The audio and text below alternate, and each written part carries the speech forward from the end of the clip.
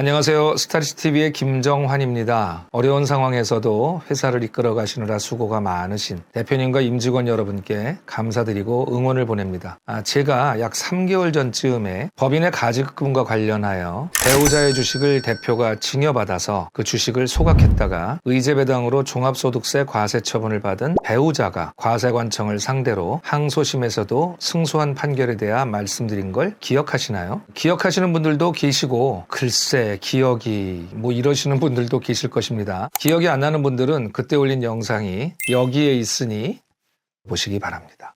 이 판결은 금년 4월 5일에 나왔습니다. 그때 패소한 과세관청은 대법원에 상고를 했고 그 최종 판결이 대법원에서 지난 9월 12일에 나왔는데요. 그 결과는 심리불속행 기각이었습니다. 이 심리불속행 기각이라는 것은 고등법원에서 나온 판결을 인정한다는 것으로 과세관청이 최종적으로 패소했다는 이야기입니다. 판결문을 보면 결론은 난 것이고 이 사실을 되도록 빨리 알려드리려고 이 영상을 제작하게 되었습니다. 제가 이 사건과 관련하여 이미 2개의 영상을 업로드했으니까요. 여기를 보시면 자세히 나와 있습니다. 여기를 보시기 바랍니다. 그래서 오늘은 이 대법원 판결에 대해 이것이 우리에게 무엇을 시사하는지와 또 관련된 내용은 무엇인지 말씀을 드리고자 합니다. 주요 골자만 말씀드릴 테니까 잘 들어보시기 바랍니다. 이 영상을 처음 보시는 분들을 위해서 그래도 아주 간략하게 정리해드리면 원고 A씨는 B 법인을 운영하는 C 대표님의 사모님이십니다. A씨는 배우자인 C 대표님께 본인의 주식을 세무사의 평가를 받은 금액으로 증여하였고 C 대표님은 증여받은 이 주식을 회사에 양도하여 그 양도대금으로 가지급금을 상환하고 B법인은 그 주식을 소각하여 미처분 이익잉여금을 줄였는데 과세관청은 이를 일종의 가장행위로 보고 사모님인 A씨에게 의제배당으로 보아 소득세를 부과하였던 것입니다. 이에 A씨는 과세관청을 상대로 소송을 했고 법원이 과세관청의 과세 조치에 대해 부당하다고 이를 취소하라고 원고에게 승소 판결을 내린 것입니다. 과세관청은 A씨가 주식을 회사에 양도하여 그 차액에 대한 세금을 내고 주식 양도대금을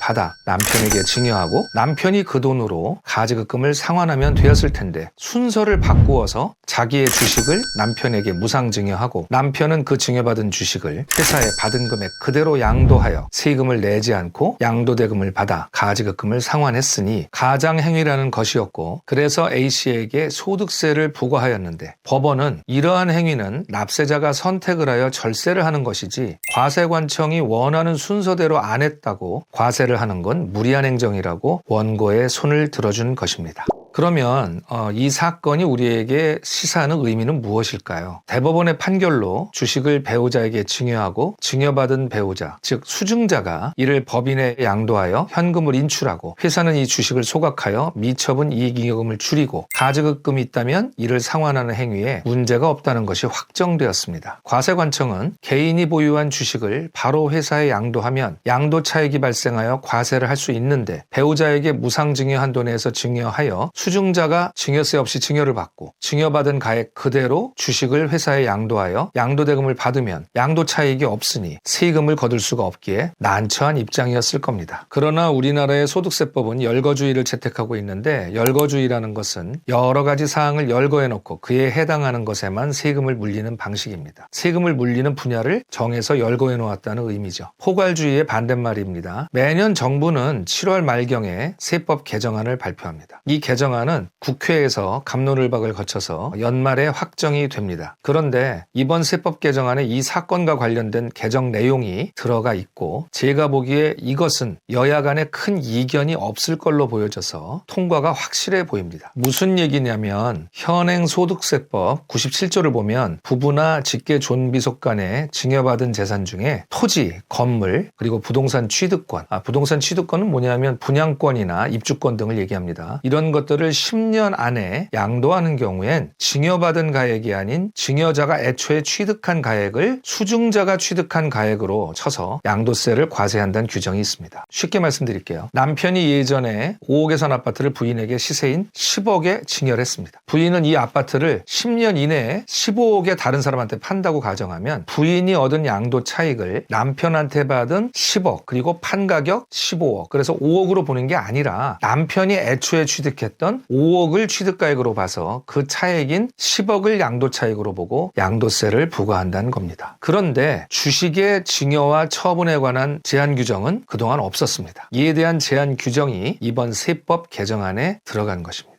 배우자나 직계 존비속으로부터 증여받은 주식을 1년 이내에 양도하는 경우 증여받은 가액이 아닌 증여자가 취득한 주식가액으로 증여받은 걸로 가름해서 양도세를 과세하겠다, 이런 얘기입니다. 이걸 부동산처럼 10년으로 하지 못한 이유는 주식은 자본주의의 꽃이라고 합니다. 이 주식의 거래를 너무 제한하면 자본주의 경제 자체에 대한 위협이 될 것이기 때문에 아마 그렇게 한 것 같습니다. 그래서 1년만 제한한 것으로 보입니다. 그럼 1년으로 제한 규정을 둔 이유는 무엇일까요? 한번 생각해 보았습니다. 일반적으로 사업이 잘 되는 회사들은 매출과 이익과 자산이 꾸준히 증가하겠죠. 그러면 당연히 주가도 올라가겠죠. 그러니 배우자로부터 증여받은 주식을 1년 후에 양도하게 되면 주가가 오를 테니까 양도 차익이 발생하겠죠. 그럼 거기에 과세를 할 수 있기 때문입니다. 과세관청의 고륙지책이라고나 할까요? 그럼 1년 뒤에 회사가 잘 안 돼서 주가가 내려가면 어떻게 할 거냐고요? 그거야 내가 받은 가액보다 파는 가액이 낮으니까 당연히 내야 할 세금은 없는 거죠. 다만 회사가 사업이 안 돼서 오늘 내일 하고 있으면서 돈도 하나도 없다면 그런 회사의 관계자들이 뭐하러 주식을 거래하겠습니까? 저는 이번 대법원의 판결과 세법 개정안을 보면서